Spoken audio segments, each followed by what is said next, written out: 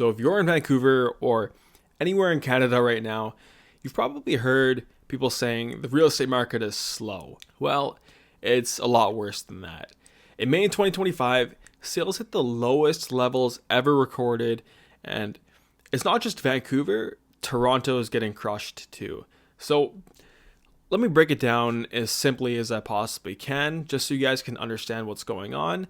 And I'm going to divide this into 12 parts. For part one, we're going to go over how Toronto is really struggling. Starting in Toronto, pre-construction homes, or also referred to as pre-sales, just had their worst April ever. Only 310 homes sold. That's down 72% from the last year, and that's 89% below the 10-year average. And for condos, it's even worse.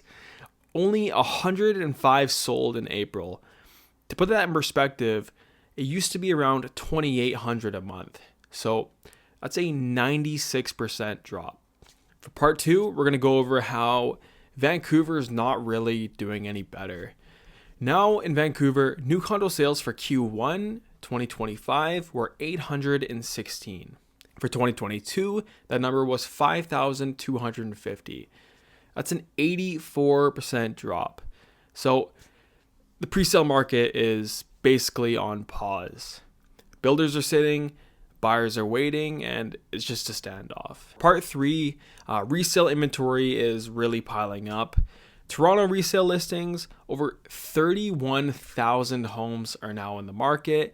That is a 42% jump from last year, and the most we've seen since the 1990s crash. In Vancouver, 16,535 active listings, up 26% from last year, and the most we've seen since 2014.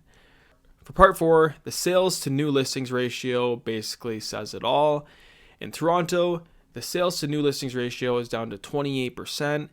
That's deep into buyer's market territory. Vancouver's overall ratio is 14%, so it's even worse.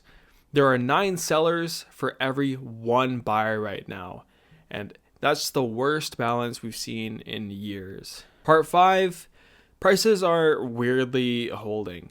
And now this is kind of the twist. So prices aren't falling much, mainly because the nicest homes are selling. So if your property is average, it's just sitting. The HPI price in Vancouver dropped $7,000 last month, but average prices actually went up. And that's because the most expensive homes are the only ones that are actually moving.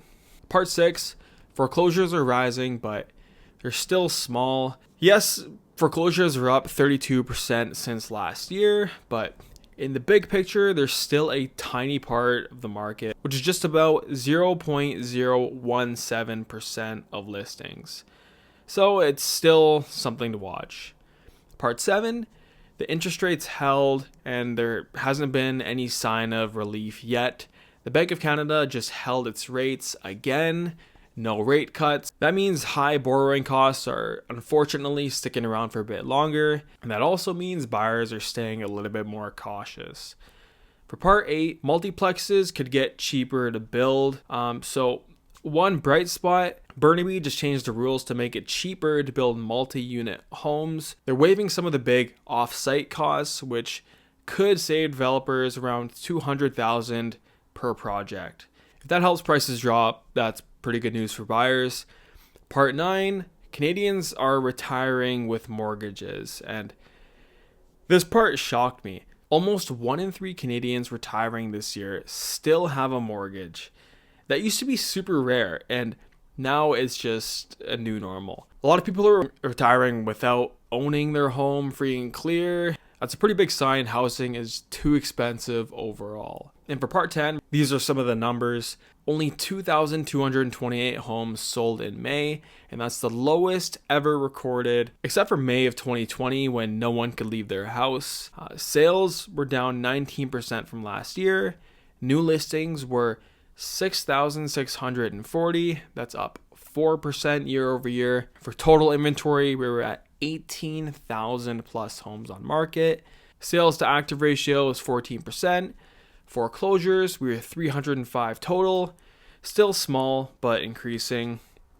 For part 11, we're going to go over the average time on market. And here's something that you don't hear often.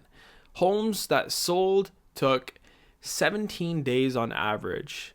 But homes that didn't sell, they've been sitting for 61 days. That's 2 months. So yeah, things can move fast, but only if it's priced competitively. So if it's priced right and marketed well, there's a pretty high chance you will sell within a reasonable amount of time. Part 12, we're going to go over some prices. So the benchmark price is down $7,000 to $1.177 million. Median price is up $35,000 to $985,000, and the average price is up $51,000 to $1.266 million. It's weird, right? Again, it's because the expensive homes are selling and the cheaper ones are not. So bottom line, this market is pretty tough. Sales are slow, inventory is high, buyers are picky, and sellers, if you get a decent offer, take it seriously because it might be the only one you get. Thanks for watching, guys, and if you know someone thinking about buying, selling, or investing, send them this video and I'll keep you posted week by week. Again, my name is Dan Reilly. I'm a realtor in the greater Vancouver area. Thanks for watching. If you have any topics you want me to cover, drop a comment below, like, subscribe, blah, blah, blah. I'll see you in the next one.